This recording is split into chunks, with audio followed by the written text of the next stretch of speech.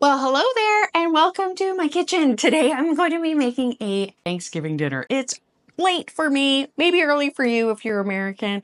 I will explain in a minute. First, I need to chop up my sourdough bread, get it in the oven, and tidy up the kitchen. I will explain a little bit as we go, and then we're going to get started on this deconstructed turkey. How rude of me not to introduce myself. If we have never met before, my name is Robyn. I am a mom. I am a registered nurse. I chat minimalism on my other YouTube channel, which I will link below. Here, though, we chat all things simple living. There's a ton of cooking because that is actually how I relax. There's going to be some cleaning, but please no laundry. And I also love to chat health because I'm passionate about healthy living. As a registered nurse, I can see how our lifestyle factors beyond just nutrition can impact us. Although I definitely do talk nutrition because as a perimenopausal woman, I am really interested in that. And I also love to help other moms to navigate life. So just to get started here, I am working on chopping up this bread. It was like super tough. If you know sourdough bread, you know it can be super tough. And I just wanted to go ahead and put it on the sheet pan. Now, just, all of the recipes in this video, I am going to put below.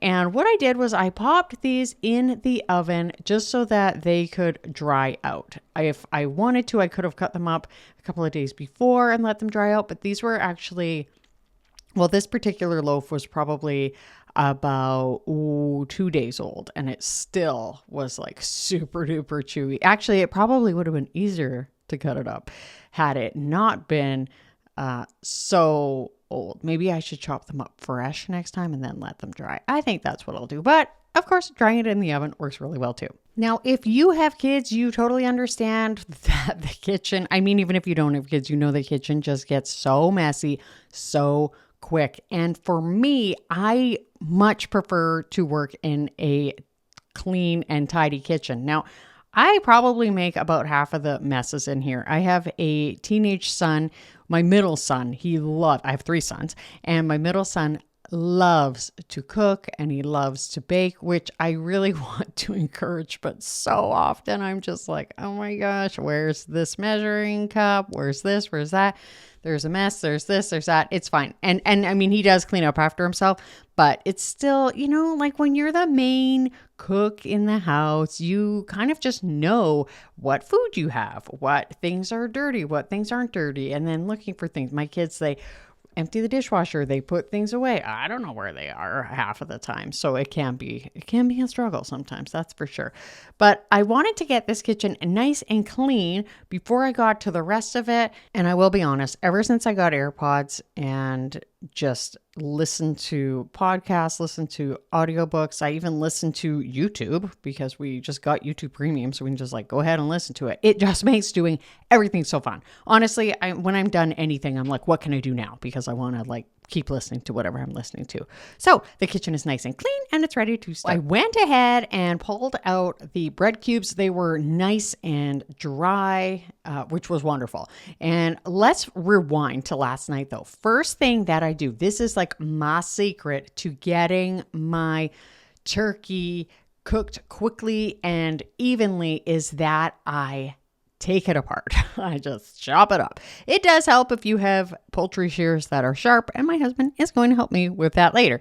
But what I do is I slice with a knife along the leg, and then unfortunately you do have to dislocate that leg, and then you cut through the ligaments.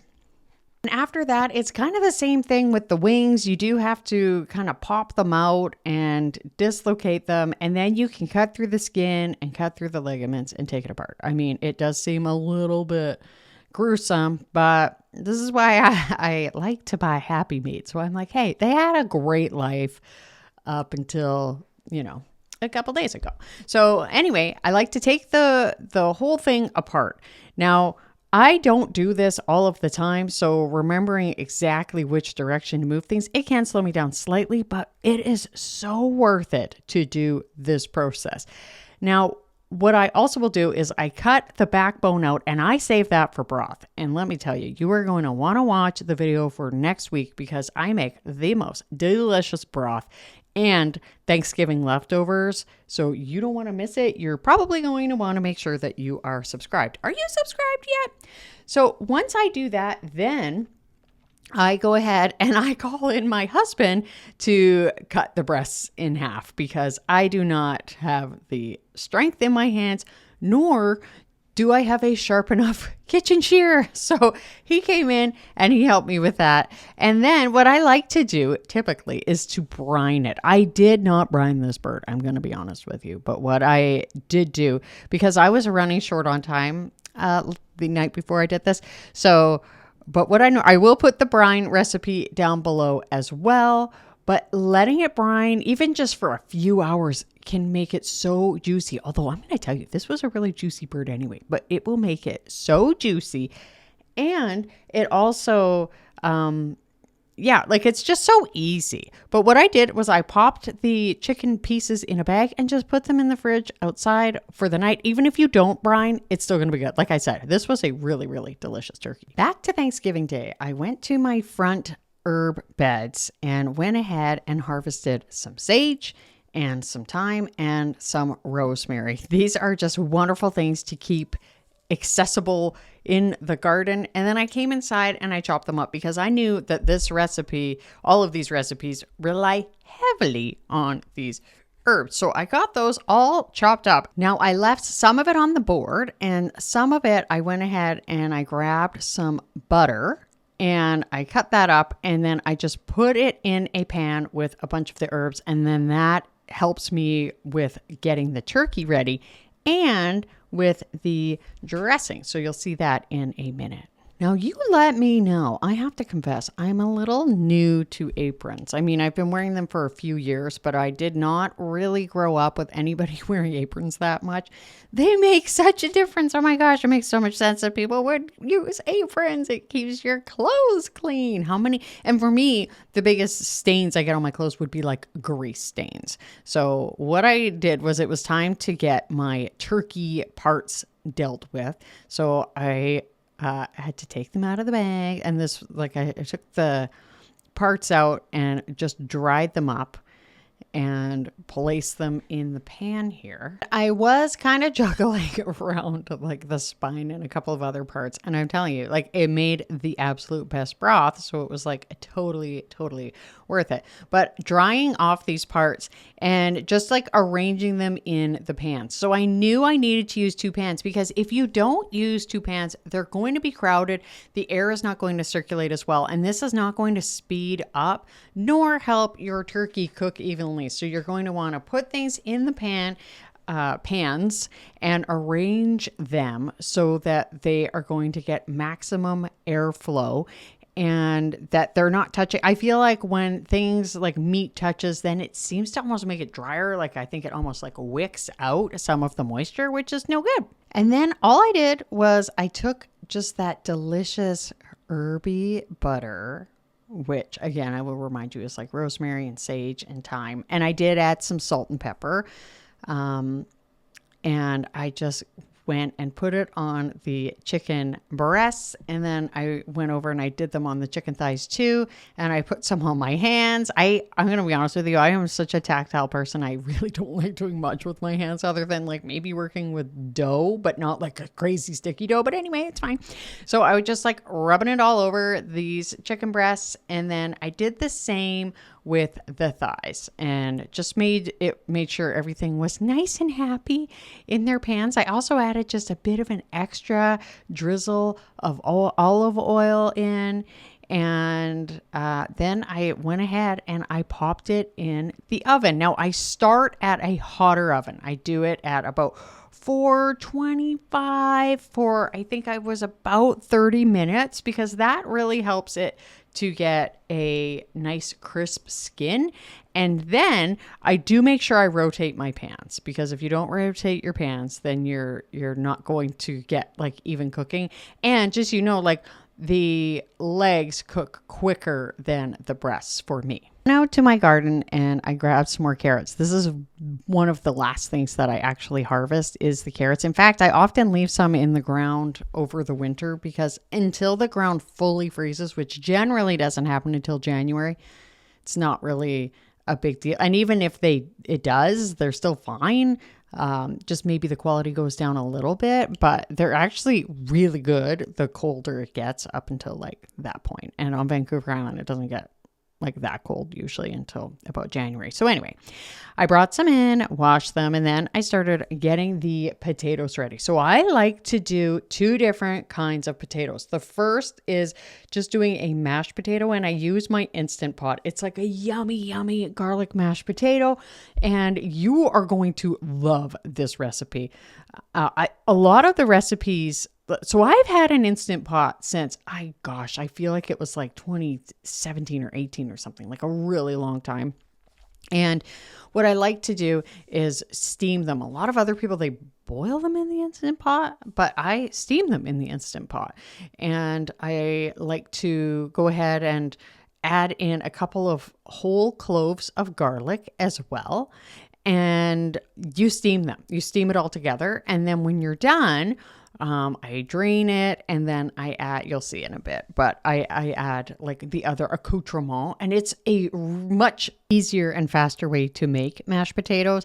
The other thing I do is I roast them, and it is so good. It is just so, so good.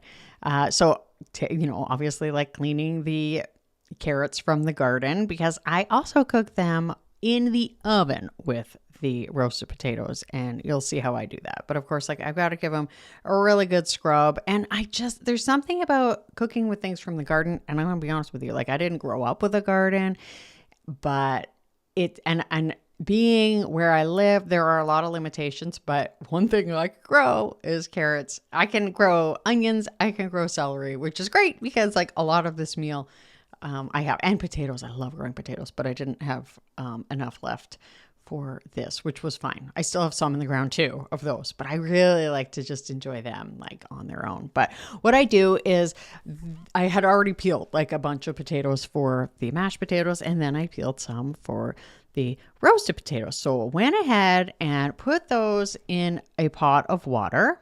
And I quickly wanted to just show you the potatoes in the Instant Pot. So you use the little trivet, they call it, which is just like a rack with the water underneath it so that they can steam. And then I just throw the garlic cloves on top, hoping that they don't fall in, and they don't usually. And I chop up my carrots. So I like to parboil my carrots and my potatoes separately because they do cook at different rates, and I don't want either of them to be mushy. So, and actually, like, I'm not even a big fan of peeling carrots usually, but for some reason I did. I think there were some spots where some carrot rust fly larvae had gotten in, so I needed to tackle that. But when I had got them ready, and then they were ready for the stove, I just put them on to boil. Now, the next thing I'm doing is getting my stuffing ready. Now, I love using my freeze dryer for ingredients. It just saves me so much time, and just because one of the things I really could not wait to freeze dry was celery. And I keep my celery and my onions in these jars. I also have some in Mylar bags for longer term storage. And I also have just like some vacuum sealed in jars, but it's so convenient to just go ahead and like sprinkle in some. I've got that jar opener and I love it, but I sprinkle them in a bowl and then just add a little bit of water to rehydrate them. And then I can brown them on the stove, or you can add them straight to stews or, soups or whatever. So I'm just like, go ahead and use my kettle that I absolutely love, which just always has hot water, and go ahead and let it rehydrate. Now, just there is a huge sale from Harvest, right? Which is the freeze dry company. If you're interested, go ahead and check out my link below. I love mine. I've got it last April, and it's just been, honestly, I haven't sold any candy from it, which a lot of people will do, but I swear it has saved me so much time and energy. So go ahead and check that out. Anyway, so what I'm doing now is getting the garlic ready. You may be able to tell. And I think I was getting it ready to go ahead and pop on top of the potatoes in the Instant Pot. And then I just added just a tiny bit of salt and some pepper and just put the lid on, set it, and forget it. Like, you can just straight up leave these in there until you are ready to deal with them, which just makes this that much quicker. Like, this was a really quick cooking session. I think it took me just over 2 hours for the entire process, which was so good. I was trying to coordinate things, so I just turned on the carrots and the potatoes. After that, I added a bit of salt. You can also add a pot watcher to your pot if you like. Then I was just going to go ahead and check on the turkey. So good. It was not ready, but that was totally expected. All right, now time to get going on the dressing again. So I added some water or some oil to the pan, olive oil, the healthiest oil. I've been doing a lot of research about the oils. Olive oil is the best. So there you go. Added the veggies. They were not like soaking wet. If there was a little bit of extra water, you can always like squeeze that off, but or drain it off. But the thing about the freeze-dried stuff is it won't absorb more. So that is great. The only thing I don't think is great for, like, I would never freeze dry and rehydrate fruit. Instead, I much prefer to eat the fruit freeze dried. It's so good, but I'm not going to rehydrate it. There's things where I'm just like, no. Yeah. So anyway, I went ahead and I cooked up those veggies. They smelled amazing. And I think I added some garlic too. I often add garlic a little later because I don't want to burn it. And then I popped the breadcrumbs in my bowl, threw the veggies and butter on top, and then it was time to stir. So I am using my homemade chicken broth, and you better believe, well, you know, I already told you that I made turkey broth. So anyway, I pop it open and I just poured it straight in from the jar. You could do it any other way you want it, but I just poured in a little bit, give it a stir, and let the bread absorb some of that delicious broth. Give it another stir after pouring in more, and just continue that process. Oh, I should add that adding butter to this makes it even better. I honestly just forgot, even though you can literally see the butter right there, but I forgot. So I actually like to add more fat to this dressing than I normally do. But I just went ahead and added about 2 cups of the yummy broth. It just smelled so good. I kept smelling it. And then the stuffing was ready to go. Of course, it's time for a tea break. This is a fun day. Cooking and tea. I mean, that's every day. Now I went ahead and put this stuffing in an oven sort of casserole dish, a smaller one. And what I love about stuffing is you can squeeze it and make it fit. So I put it in there and then I just covered it with aluminum foil, and that could go in the oven next. And then it was time to pull the potatoes off of the stove. They were just before fork tender. Like, you don't want them like super cooked because they are going to continue cooking in the oven. And the other thing I really like to do, first of all, is like clean my pots as I go, especially something like this, because if it sits, it's harder to clean. But if I do it now, it's good. But give it a shake, because those little rough edges that it makes, that will sort of like get nice and crispy as it bakes and roasts in the oven. So good. So the next thing I'm going to tell you, I am the luckiest woman in the world because nobody else in my house likes Brussels sprouts. In fact, I think one kid might, the oldest, but he doesn't live here right now. He's at university and he wasn't here this day. So that means these were all for me. So I got these Brussels sprouts, and a couple of them had a bit of rotten spots. So, you know, always check your produce, which was a bit of a bummer. But what I do is I chop off the end and then peel off the outer leaves so that it's sort of like a little bit more of just a layer, basically. And then I chop them in half and throw them on a cookie sheet. And then that's when the magic happens. First thing I do is I will drizzle olive oil on them. And then I add salt and pepper. I add a little bit of balsamic vinegar and a little tiny bit of maple syrup. Now, what I have also done, first of all, Now I was like, why did I put this on my hand? Like I knew I was gonna be stirring it with my hands, but like, why did I do it? Anyway, it was fine, but that was silly. That was silly. But what I like to do when I'm doing my stuffing quite often is cut up a couple of rashers of bacon, cook it up with the stuffing mix, put it in there. Also, it's great to do the same thing with these Brussels sprouts. Is you could sort of par fry them just a teeny bit, put them in there, or you could just slice up a little bit of bacon, put it in there. It will cook and render as you do it. That's the balsamic. I had like a tiny little sampler. And then the other thing I do, so we already have got our olive oil. Then I add a bit of butter because there is actually some healthy fat in butter too. So, and yes, the jury's out on saturated fat. We are not discussing that today. But I then like to put little bits of butter on the pan to melt as it cooks. And then later we're going to stir it around, make sure it's good. So if you did the bacon, you may want to omit the butter. I'm not saying I would, but you could do that. So next we are getting back to those delicious potatoes and carrots. So what I did was I had my baking pan in the oven and I had put butter on it because, butter, we love it. We put it on everything. And I also add olive oil because the olive oil helps. It's got a great flavor. It makes it a little bit healthier. Not that this is like going to be a super healthy meal or anything.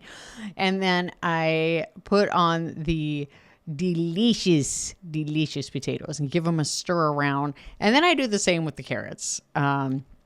I kind of want to keep them separate, although they did cook pretty well together. But I sometimes, just depending on how you cut things, one will cook faster than the other because I do like to check on things and I really, really like it just to be so yummy.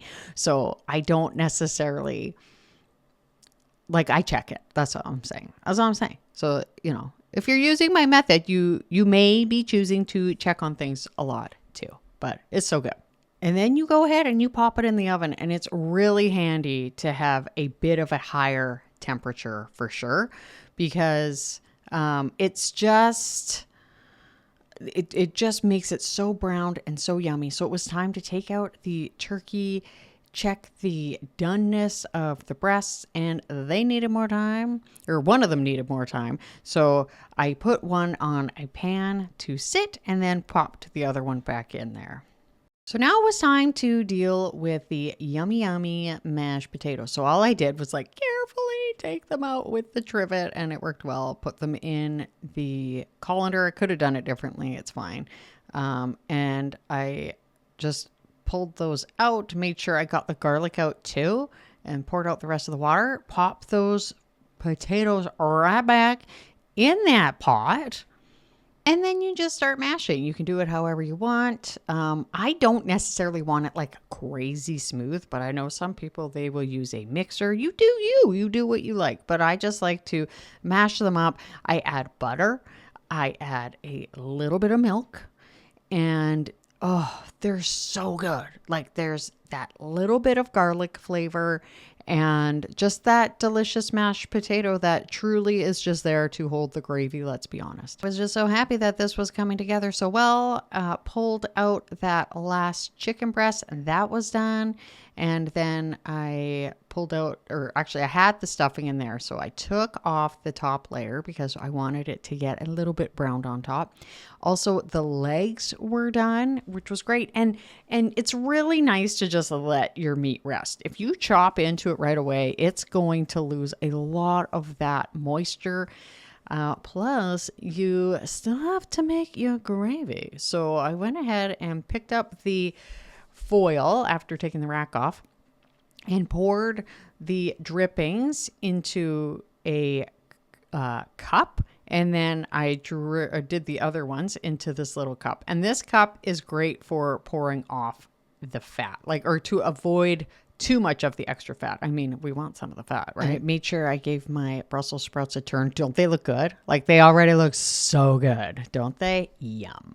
And it's your favorite time and mine. It is time to start making the gravy. So I took some of the browned bits, scraped them off of the bottom. Now these have caramelized, almost like candy. The sugars in them have clumped together. Now do not worry, my friend.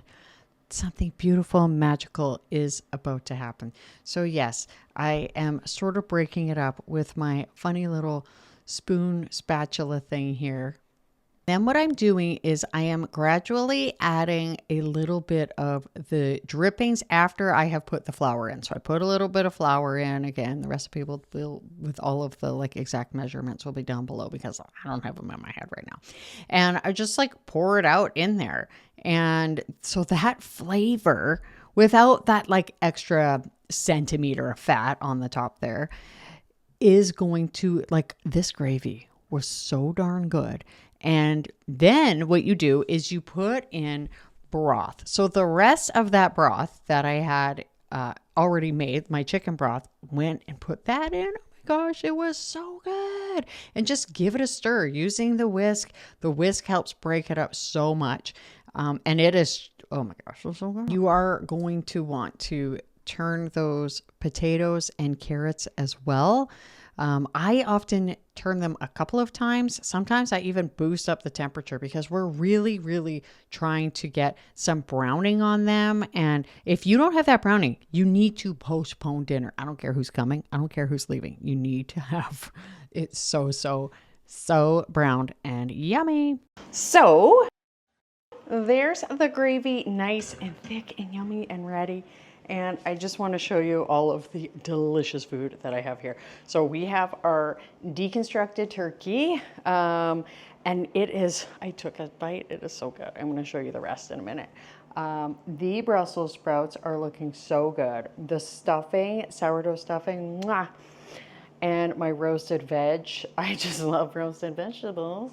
And of course, there's some more turkey. And I put a pumpkin there for fun. I will show you dessert in a second, and you're going to be like, interesting. And then I've got the mashed potatoes. So I'm going to plate up and give it a try. Okay, so the lighting in this kitchen is terrible, and it lights my forehead up. But let's try a bite. I love turkey, but I gotta be honest, my favorite is the Brussels sprouts.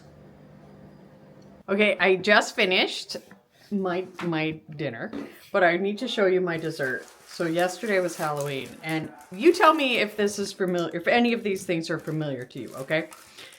Kit Kat, familiar to most, right?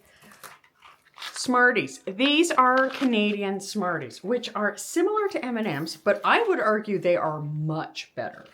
A few years ago, the Canadian government made it so that the food dye, it has to be like vegetable based, so the flavor changed slightly, but not bad, but they're good. Now, Coffee Crisp. Let me know if you've had this. This is a Canadian chocolate bar. I don't know if Arrow is. You tell me.